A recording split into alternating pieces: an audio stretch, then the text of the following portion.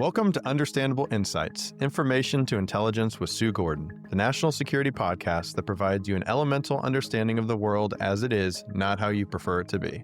I'm Eric, joined each week by the Honorable Sue Gordon, and together we'll break down the headlines shaping our world and ask how we should be thinking and acting as citizens and leaders across issues in intelligence, technology, and business. It's August 25th, 2025. Let's get to it. Hey, Sue, how are you? Good morning, Eric. I'm good. I forget that I look like this. And then I see people's looks. And so then I'm like, when I go on camera, do I really want people to worry about me? So then I've been wearing a hat. And then I looked at the video of me in a hat with my kind of janky lighting that I have in my place. And so today I'm both channeling Eric Kep and I'm trying the backwards hat look. So, it's more me than like wearing a redhead wig, which it just doesn't feel like. Flexing through the wigs. That's more of a Moira Rose. There are people who can pull that off. You know how there's the most interesting person in the world? I might, in fact, be the most boring woman. Seems like a lot of work, too. Yeah, and it's just not me. So that's one. Two, I've made zero progress as a fantasy football manager or on my understanding who's out there so that I can win because I like winning. I've got approximately a week. Yeah, there's still time. Oh, I guess I do have one big thing. Yeah.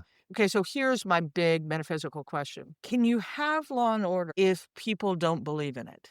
In other words, if you don't believe in the Constitution, is the Constitution enough? It's not a tactical document. Yes. I think some of it comes down to bystander intervention, right? People think, and the interesting studies there on people You with a study. just needing one person to speak up, otherwise letting it go. People are thinking, well, surely somebody else will take care of this. Somebody else will step up. Everything from picking up a piece of trash to stepping in and saying, hey, we shouldn't do that. So I've been thinking that we're almost there. Remember last week you asked me about the California response to the Texas redistricting and were we on a race to the bottom? Or maybe it was just the first time a bystander stood up.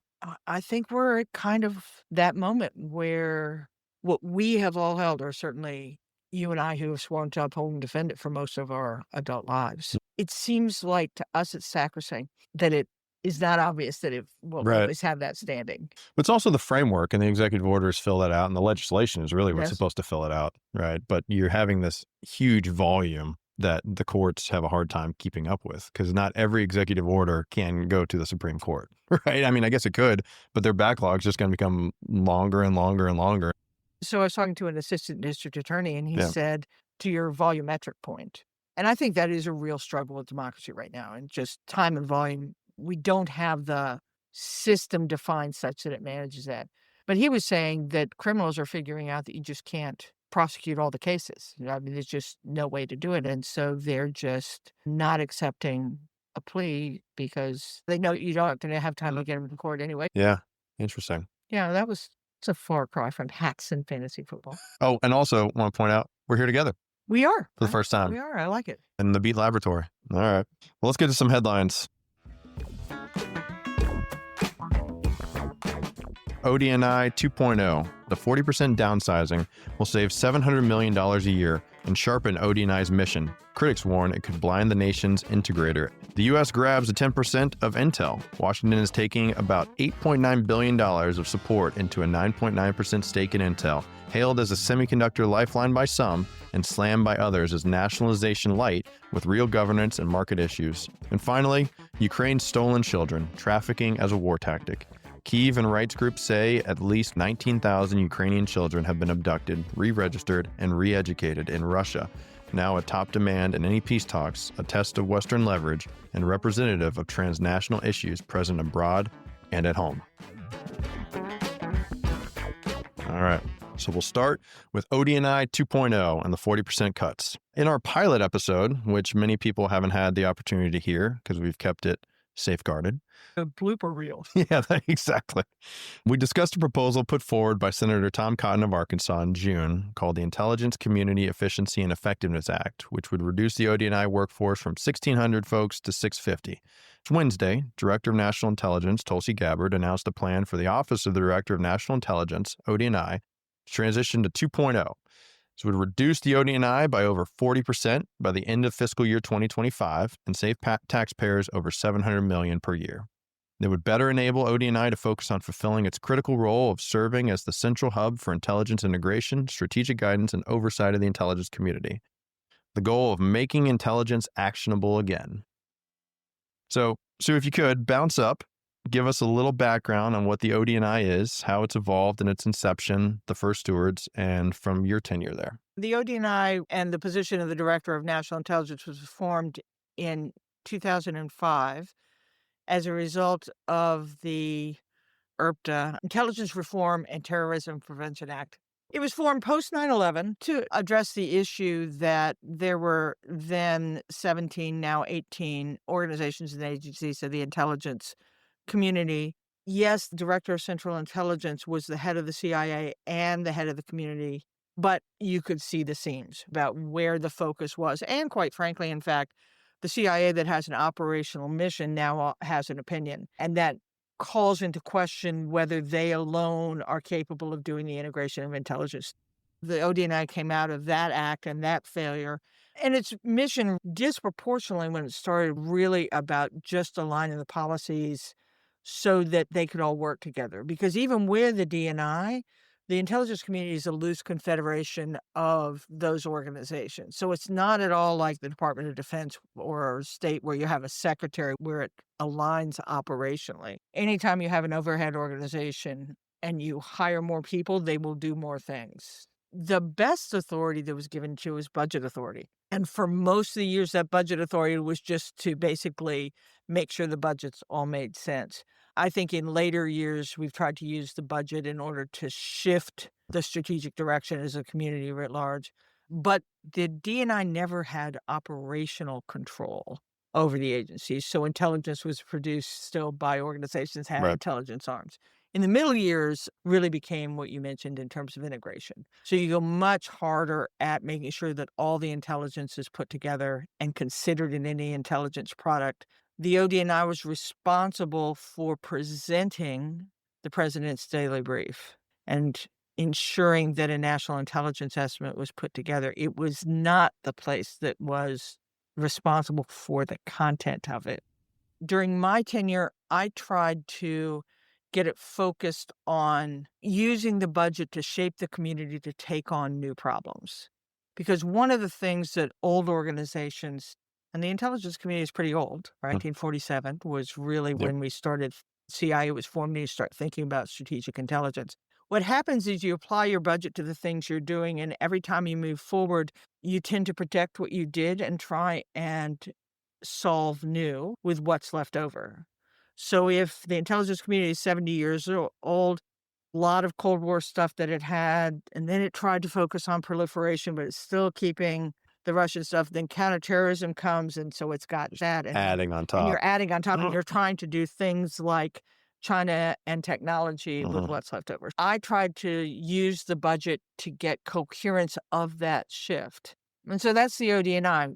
Is it a great organization? I've already mentioned overhead organizations, staff organizations. You almost always have to keep them in check. But I will say two things that would not have happened as well as they did without the ODNI is one, it was the home of the National Counterterrorism Center.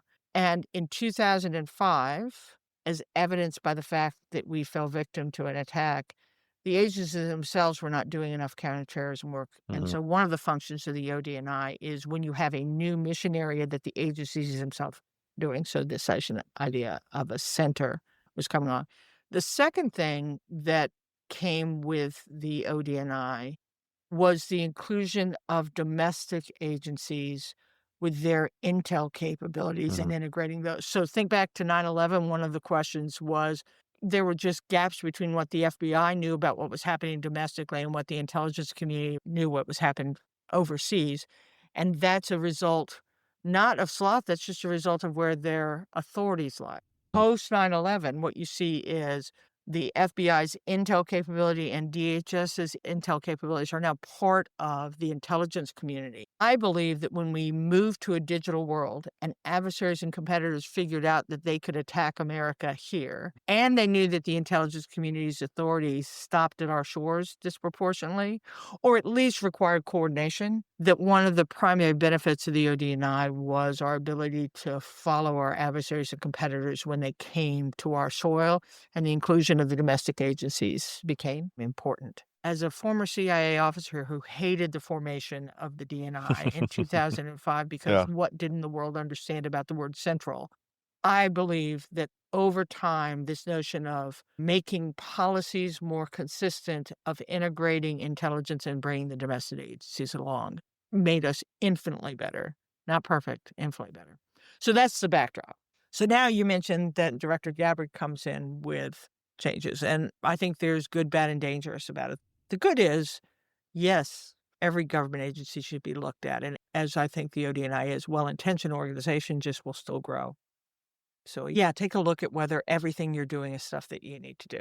It's sometimes hard to do, and so I think one of the things that I would have loved about leading right now is an administration that said, "No, no, no, I'm holding you responsible." Then I would have used that authority, and I would have just got great guns. Even things like the National Counterterrorism Center or the centers that were formed at a time when the community wasn't doing it for a living, you ought to look at that and say, are the agencies now that feed the work, are Yeah. they now doing enough that you don't have to have a center?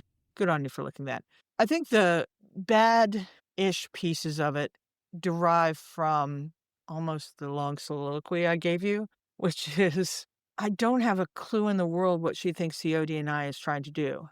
Is there policy coordination that still needs to be done? I would say there are still lots of different rules that the private sector that tries to interact with the intelligence community has to deal with 18 times over. Fix that. But what is this moment? And Congress, who formed this agency, similarly hasn't articulated what it wants her to do. So not a terrible idea, but if you're going to cut 40% and you don't know where you're going, you can do real damage. You're not going to do the same even good work with 40% fewer resources. Yeah, in general, more with less is a lie. You're going to do less with less. I haven't seen demonstration that this administration really understands the value of intelligence writ large. And if you haven't articulated what your new thing is, how do you cut and still have something good? Well, the press release called out that the purpose was to integrate intelligence provided to the president and policymakers as timely, accurate, and apolitical. You get that sense? It has been my sense over my career that it strives to be apolitical. And listen, it is really hard. The intersection of intelligence and policy is just really hard. Intelligence is inconvenient. I remember a time when President Obama, when we were briefing him, said, "You have just stolen my decision space. And we're sorry. You can still decide however you want, but it's good that you know it so you account for it differently." If you're saying, "I don't want to ever make the president feel uncomfortable," then I don't know how you're serving the president. And so we have two examples recently, right? We have that intelligence note on Venezuela and Trinidad, which was in fact for the use of that relationship as the basis for immigration action. And so there was action, notwithstanding this loose linkage that they may have found. I still believe it's enough of a threat. Instead, what they said is that is the work of political actors. And I think you also saw it with Iran, right? So Director Gabbard comes out with an intelligence community assessment that she articulates in front of Congress in the annual worldwide threat briefing and says they're not close. The president says, "I don't believe her."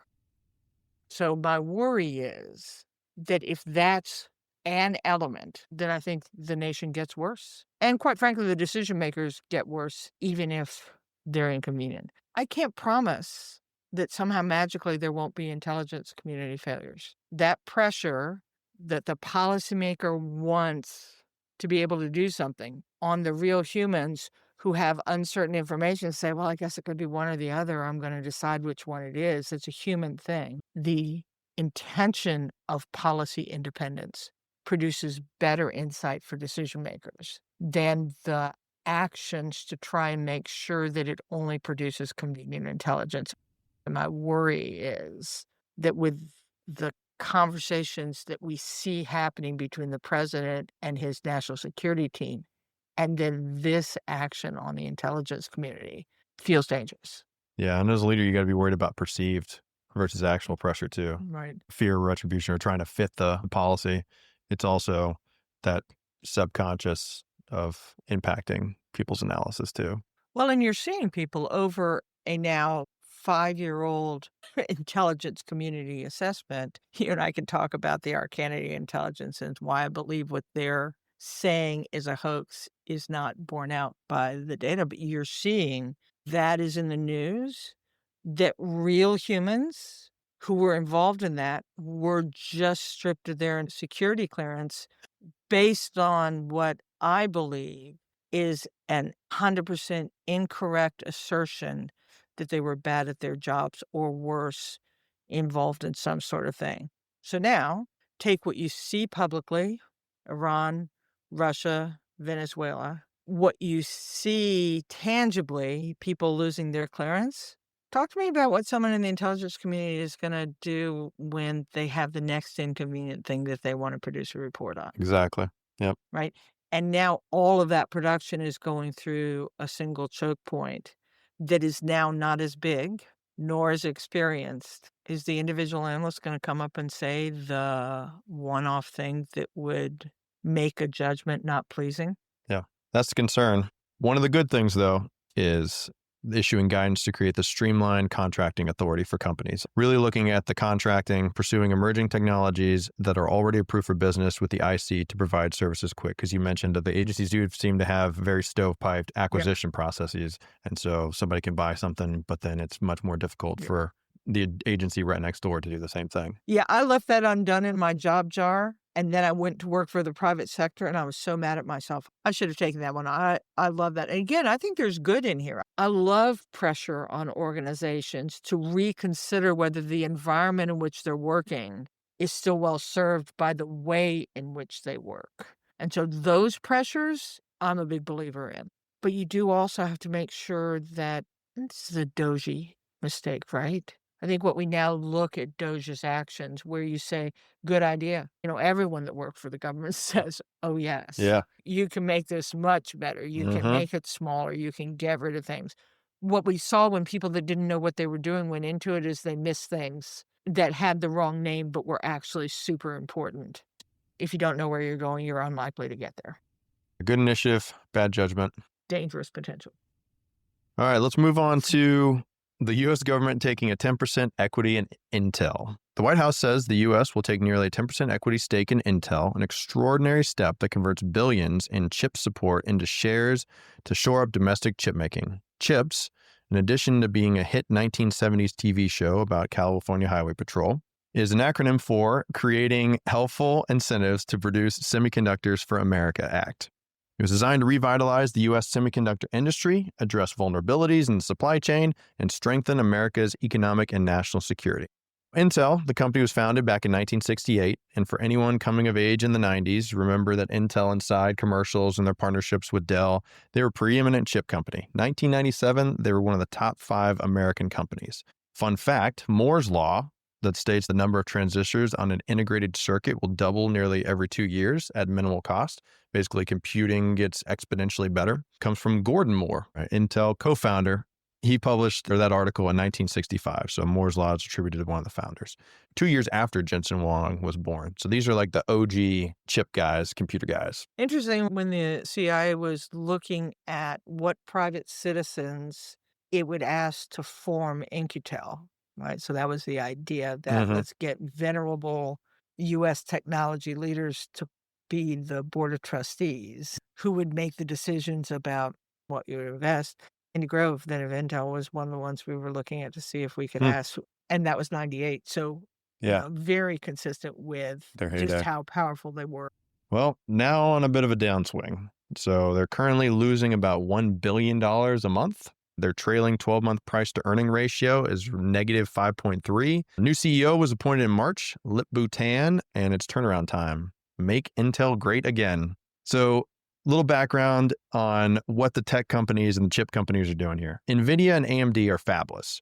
meaning that they don't make their own stuff. From NVIDIA's 10K, which is their annual report to shareholders, year-end January 2025, quote, "We utilize a fabless and contracting manufacturing strategy, including wafer fabrication, assembly, testing, packaging, and that allows them to focus resources on product design, quality assurance, marketing, and customer support." So these chips are designed in the US, but made elsewhere. From the same 10K, NVIDIA uses foundries such as TSMC, the Taiwan Semiconductor, and Samsung to produce our wafers, and packaging with contract manufacturers like Foxconn, also known as Hanhai, Taiwan, Wistron, Taiwan, and Fabrinet for assembly, test, and pack. Fabrinet has a few US locations and around the world. They're a little bit more geographically spread, but mostly Taiwan. Yep.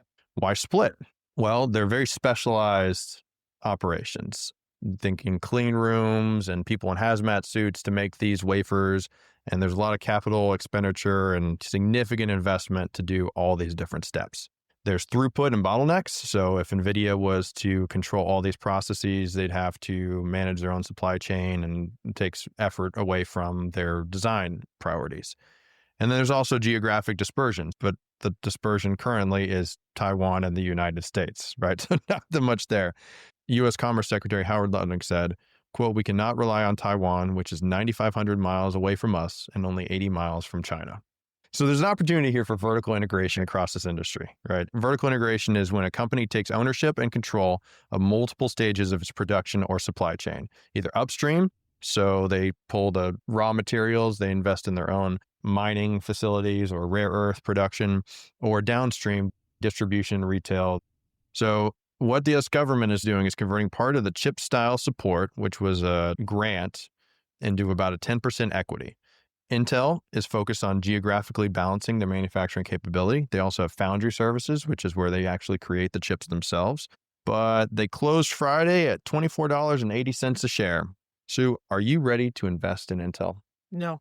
So many good storylines in what you just articulated. One is the supply chain, and I think that's kind of an underlying thesis legitimately behind this. And for anyone who's interested in it, Chris Miller has written a really great book. It's a couple years old now, but it's really good, called Chip Wars, which really talks about the emergence of the U.S. strength in semiconductors and chips, and then how we offshored it for all the reasons that Jensen says. That isn't just pure economics. The manufacturing itself is something that is expensive to do here, and we really like the design and the integration better. So you can see how that decision was made. And then you saw during the pandemic the beginnings of a concern about, if we don't control that supply chain and we can't import those chips, it really affects high performance work. In Chris's book, Chip Wars, what if Taiwan is embroiled in their own conflict over unification with mainland China? There are tons of studies that say the economic impact of losing that chip supplier today would make the pandemic and bursting of the internet bubble look like speed bumps economically. Trillions and trillions of impact. And for the average bear, not the person that needed that chip for their rocket, you wouldn't be able to buy a washing machine. You can understand that there's this strategic interest of the U.S. behind the CHIPS Act to try and reduce this vulnerability that we have. When you look at this action by the U.S. government, you can say, makes perfect sense, right? Why aren't I buying? I think part of it is, I don't like the U.S. investing in mature companies. I think there are reasons that this is smacks of nationalism and distorts the market at the exact same time.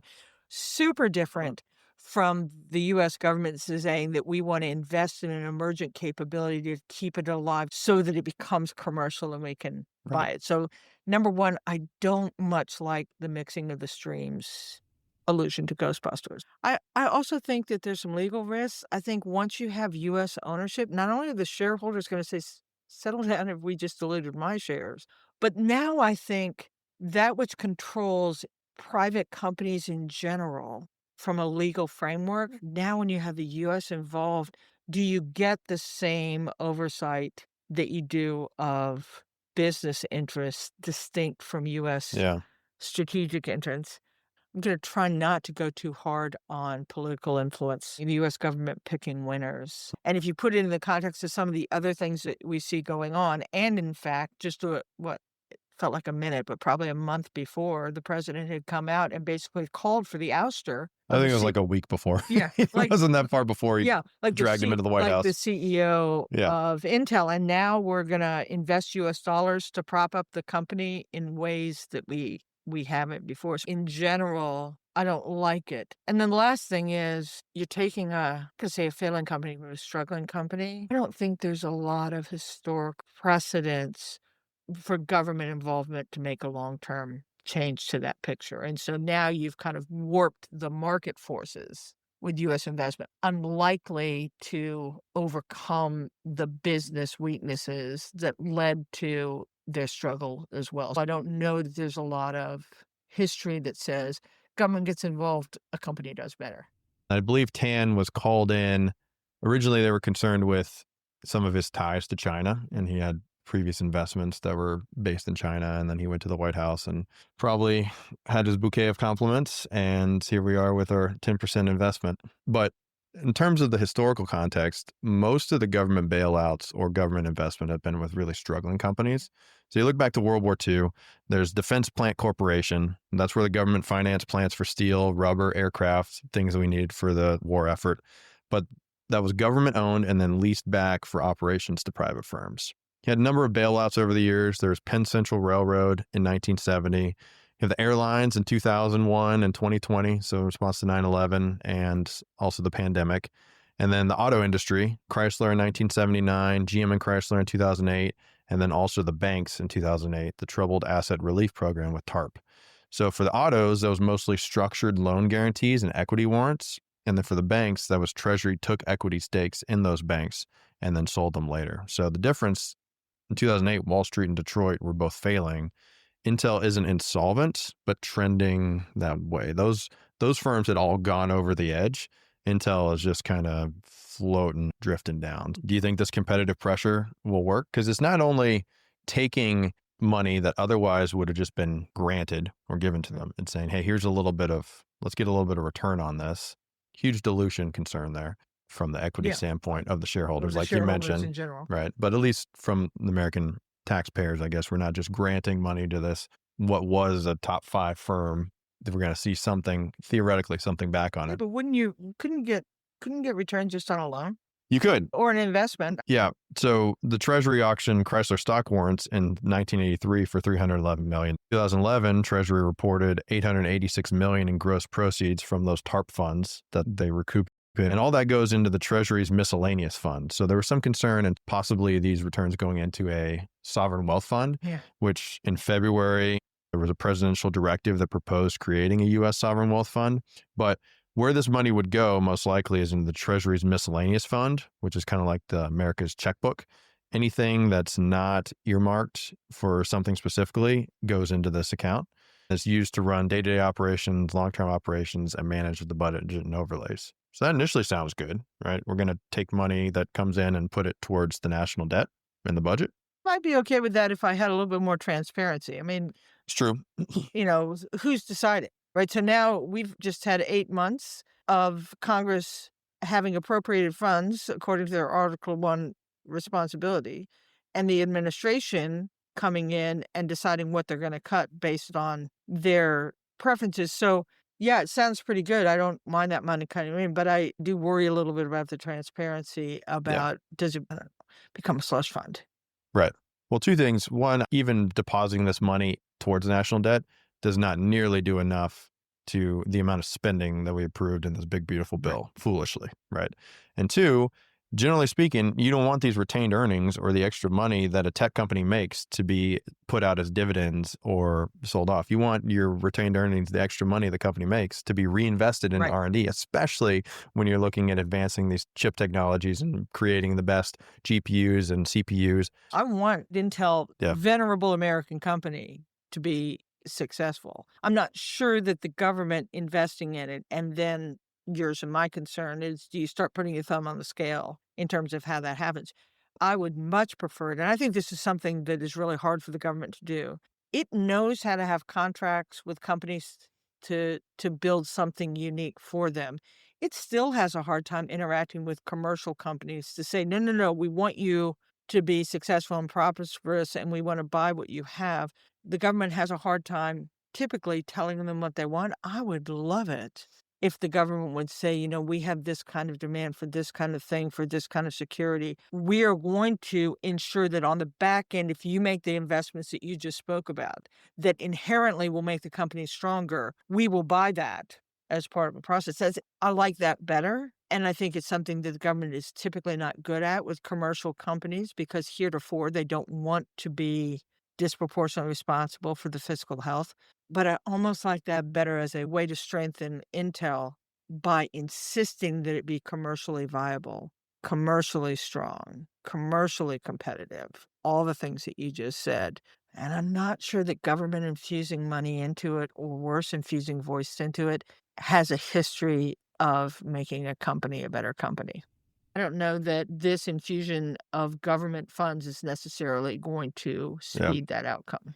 I don't like it when you prop up a process with assured dollars. It's the same reason why I hate overregulation by the government, because the government puts regulations oftentimes without understanding what the consequence of that regulation is going to be. I'd Right. much prefer a company say, oh, no, no, I've got to secure my supply chain because I understand that role in national security, and figure out how to secure a supply chain Yep.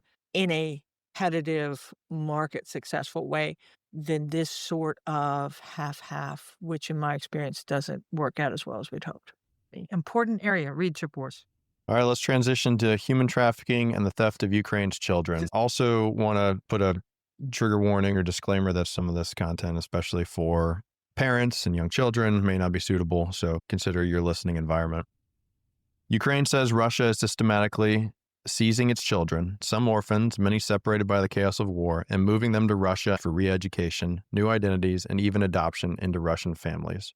Yale's Humanitarian Research Lab has tracked at least 8,400 children relocated across 57 facilities, and notes that in the March 2023 International Criminal Court issued warrants for Vladimir Putin and Russian Children's Commissioner Maria Lvova-Belova over forced deportations. Kyiv says more than 19,000 children have been taken, with claims the real number could reach about 35,000 missing.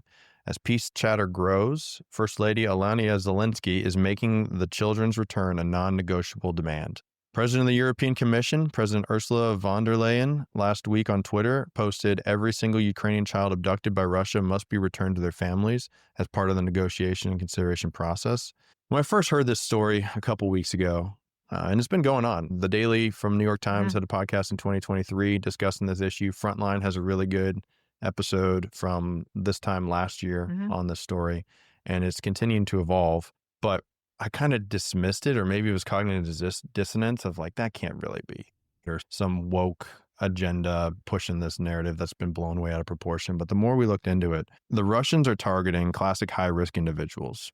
About 90,000 children are in the child welfare system in Ukraine. And that's kind of a societal holdover from the time in the Soviet Union. If parents aren't able to keep their family, or they aren't able to make a livable wage, the children go to an orphanage or don't live with their family. And this also isn't like a Krampus snatching bad children in the middle of the night. There are some that are being taken from hospitals, some that are taken from schools, and many that are solicited from summer camp, go on a 10-day holiday in Crimea. And then when they're set to return, those are obstructed. The camps or vacation programs are used as funnels to keep the children there. And what they're trying to do is identify and assimilate with Russification. They're doing passports for these children, new birth certificates in some cases, sending them to live with Russian families, and banning the use of Ukrainian language and history of their schools. There's demographic and political control, so they're fast-tracking citizenship for some of these children. And what they're doing is they're moving a lot of them over to Crimea, which is the relatively recently annexed or conquered portion of Ukraine. And so they're trying to push this state propaganda and legitimacy, saying that, no, you are Russian, you are here, there is no Ukraine. And so they're building up that population and that denationalization. And they're also using it for Russian propaganda, highly publicized meetings between Putin and, again, Maria Lvova-Belova, highlighting the rescues and adoptions. There's a big celebration of sorts in a soccer stadium about a year ago when they said, thank you to the Russian troops for rescuing us and saving us. And they had these Ukrainian children they were using as props. They also used it as leverage in the negotiation, and there's potential militarization of the youth for the long term. There was at least one story in the Frontline episode that had a gentleman who was going to be taken to a military training camp, but he escaped before he was able to be conscripted. We could go any number of directions talking about low birth rates and how Russia's lost so much of their population in this war, lost so many troops in this war, and is this part of the backfill? I think it's more of a establish them in Crimea and create that resistance or perpetuate that Russian propaganda of this is actually Russian. The population wanted to be here. We're the liberators. But Sue, what are your thoughts? It's heartrending. I'm glad the president of the EU brought it up at that joint meeting because I think it is too easily swept under the rug, and in part because Russia can say all the things that you said on the upside of the story of what they're doing and undermine this. So it's just heartrending, but it's also bad and it has a lot of effects. You're losing future generations, right? You are, whether they are being re-educated or whether they become a disenfranchised population that is so part of the global instability that we have, that disenfranchisement in general leads to all sorts of instability and insecurity. So you're creating a population where that happens.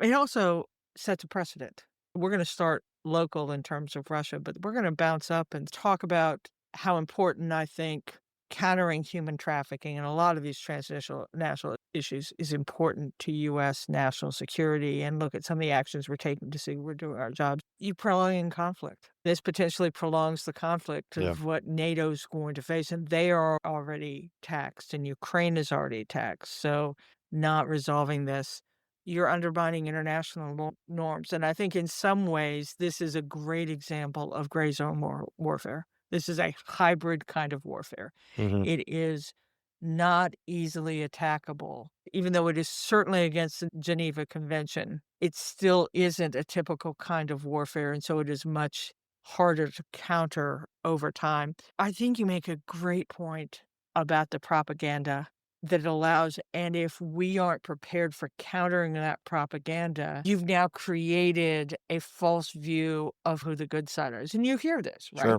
We're just repatriating our people. These are Russian anyway. We're giving them the opportunity to know their heritage. And if you aren't prepared to counter that, then you've just ceded the moral high ground. I also think it blurs the line between state trafficking networks and normal interactions, and where are the norms and where are they governing capabilities. It is really problematic in Ukraine and Russia, but I think it is a huge issue when it goes on globally and goes uncountered. So it's tragic and desperate and triggering, but it is a type of warfare.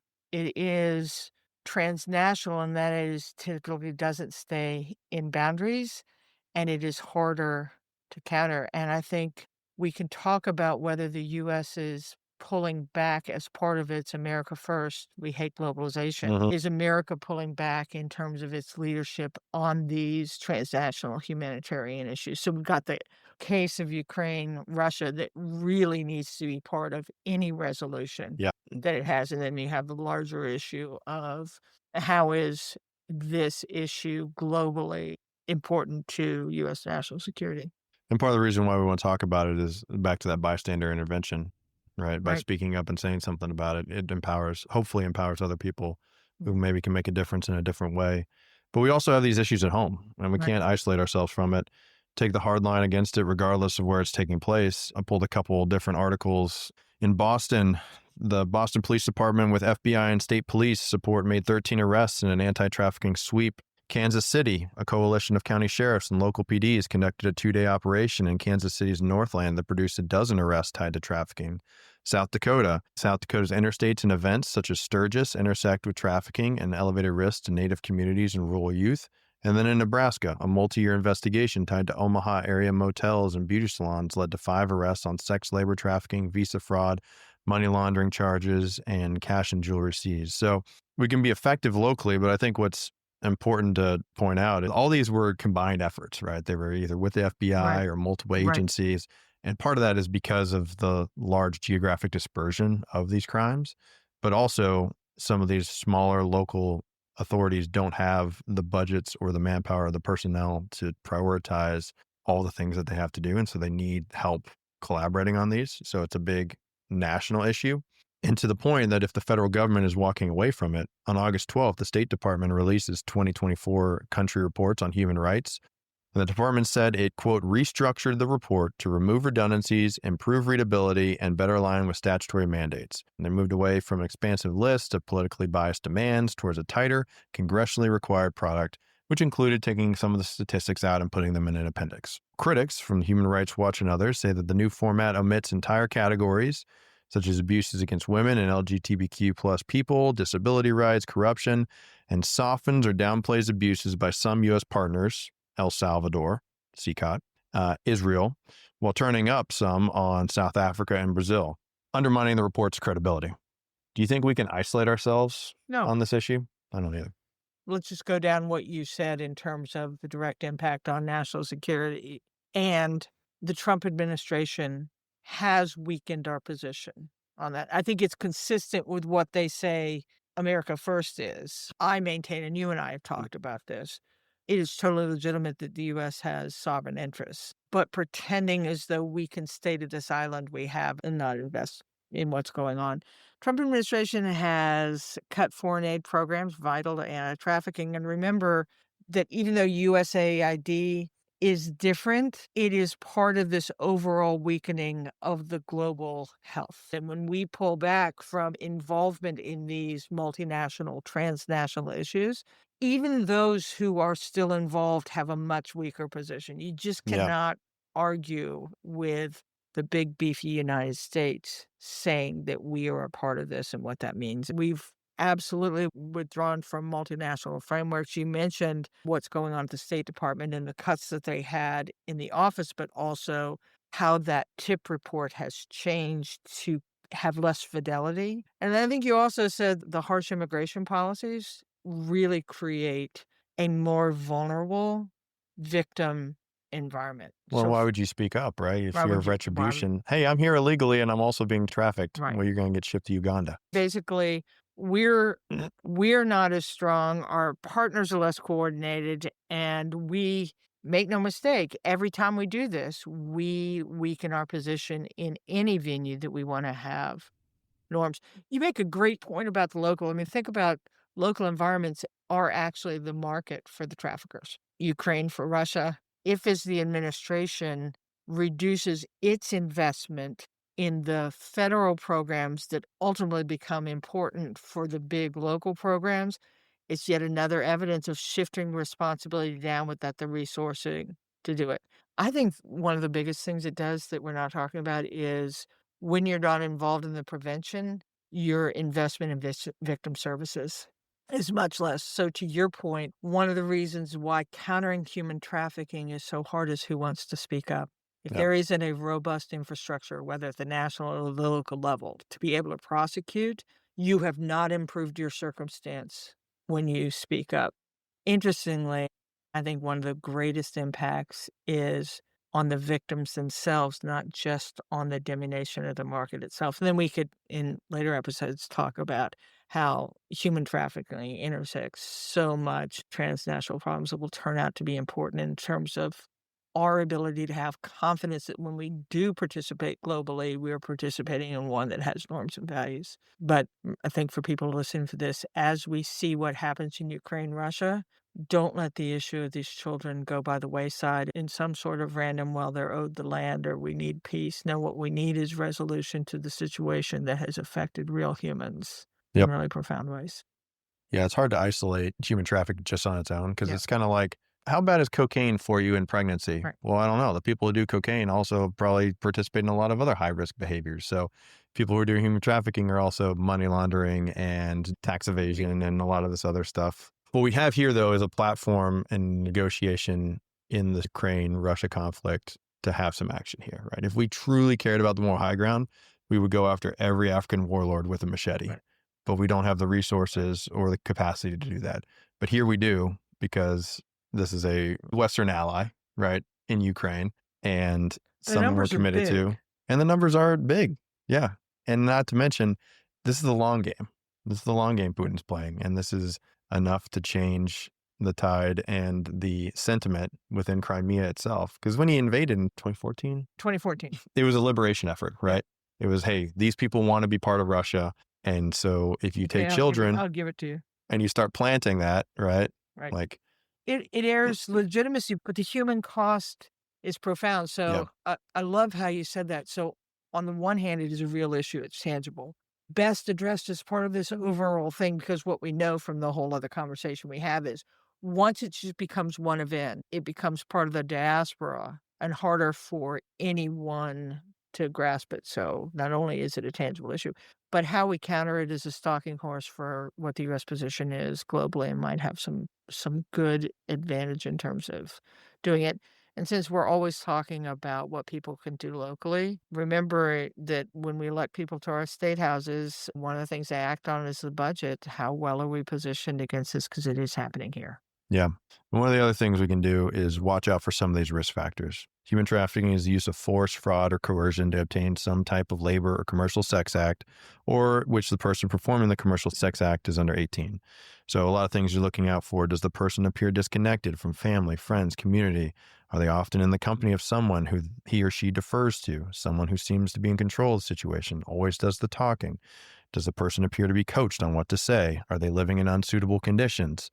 Do they lack personal possessions and appear not to have a stable living situation? Do they have freedom of movement? And so the Department of Homeland Security has a phone number, 1-866-347-2423. There's a National Human Trafficking Hotline, 1-888-373-7888. And you can also text to 233-733. So those are all things if folks see something. Our listeners are bystanders, right? That's right. Okay. Moving on to what we're watching.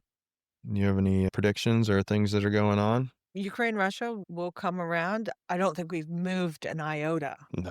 from what came out of Russia or what came out of the meeting with Zelensky and the leaders. Interesting that they just had their Independence Day celebration in Ukraine, no U.S. presence there. Interesting that I think J.D. Vance said that Russia has made just a ton of concessions against what, pray tell. So it matters. I stand by what I said is this matters to America and her interests. What happens here will matter. It will matter in terms of Russia. It'll matter with unaligned countries who are trying to decide who they're going to stand with. So watching that, not at all happy about what's going on in Washington, D.C. I'm not pro-crime, but I don't know, Eric. I used to walk around D.C. particularly. No? I think that place is shady. No. There are some sketchy areas. Where, Southeast? I went to a Nationals game over the summer and there were like specific don't go there areas. Parking at the Navy Yard to avoid some of the crime. That was the whole reason we parked there. So you think that sending military into Washington, D.C. is the best way to do that? Or how about Congress releasing the funds so that they can have I don't like the National Guard. And there's a number of reasons for that. One of which, and I'm not sure how the National Guard plays, but when you mobilize reservists, you can't touch them for a period. You can't activate them again. National Guard might be a little bit different. Yeah, I guess my big worry is now that they're carrying weapons in the heat of the summer with the kind of incredibly charged political. I'm old. I worry that something stupid will happen and we'll have a U.S. service member killing a U.S. citizen. I just worry. I'm certain that if this is the way the administration wants to use its resources to help fight crime, I'm pretty sure that all the crime isn't limited to a certain set of cities that have a certain political leaning of their certain governors. That's true. Yeah. Mayors. That feels wrong. Yeah. Let's just make it a priority nationally. Every state. Just work it off. Zero crime. Oh, and maybe we should look at some of the underlying issues of income disparity and that lead to homelessness, that leads to drug use, that leads to crime. I just don't know that this fixes an underlying condition. Well, it's the root cause analysis, right? Where does this come from? It's also the escalation of government privilege. We saw it post 9/11. Maybe I am a little closer to an originalist. I think the Constitution specifically articulated what the government can't do. And it feels like we're now expanding to the government escalating its privilege. And I think I worry after that. Do you want to shout out that Bill Burns? Yeah, thanks for the reminding. It is not my experience that the federal workforce is malfeasant. Might be too big.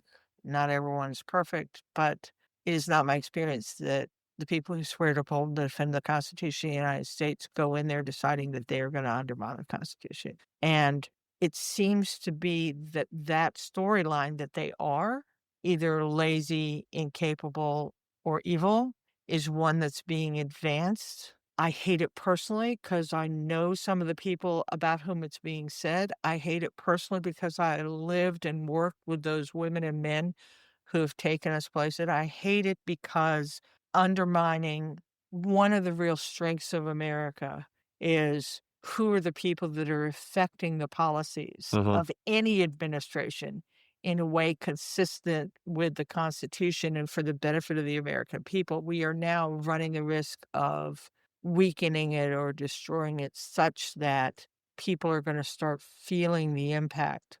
Career diplomat, most recently director of the CIA, in a way like super emblematic of what I'm talking about as a great public servant. And I think it's really hard for some in this administration to understand that there are people who really have a servant's heart. He wrote a wonderful article in The Atlantic basically talking about who these women and men are. And we will talk over subsequent episodes about what the government provides that people count on but don't see. How do we make government good enough for this moment?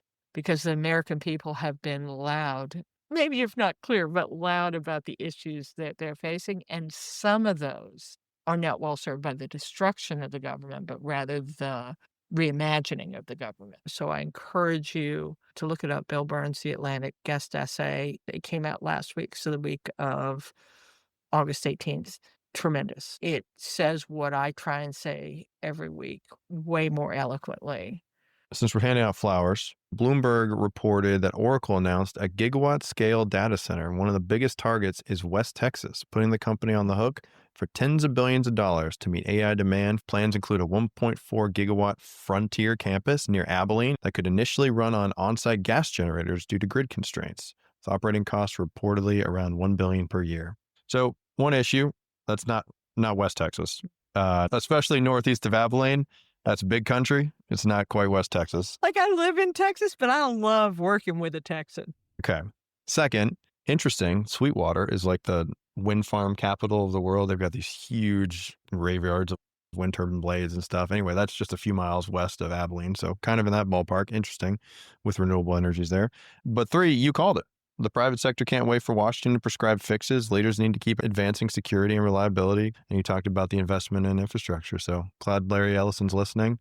He probably had this in work before we talked about it. But, you know, they're making some moves. Oracle. Yeah, we talked about what I did with the physical infrastructure. I go with the digital infrastructure. And these companies, the company's my partner. Oracle, huge in the analytics and databases, and now making a move with the cloud. Big pivot. I love the move to a less obvious place, right? So one of the things that these projects can do is really inspire a population that isn't going to move to a big city to be employed. You'll see the increase in the educational base around. So, so many good things. So Larry Ellison, South Africa, a friend of mine, Kim Lynch, who's part of federal programs. I love seeing this. I love the integrated approach that forces them to think about the energy sufficiency as well. So, yeah, don't wait for a call from the governor. Leap into the fray. You know what to do. Well, that's what we're watching. Thank you for joining us, and no doubt there's more to come. This country's strength isn't in its power, industry, or government, but in its people. Thanks for joining us this week and every week. Remember, we're here for you, so keep the cards and letters coming. You'll see a link at the bottom of the page. We are Coach's Dreams. Well, we love kudos, but we actually respond best to requests for us to be better. Join us each week for understandable insights. Share it with your friends. Again, remember, we are actually people in the arena. We try not to be critics. We try to be the doers. So as always, go forth, do good, and for goodness sakes, be kind to one another.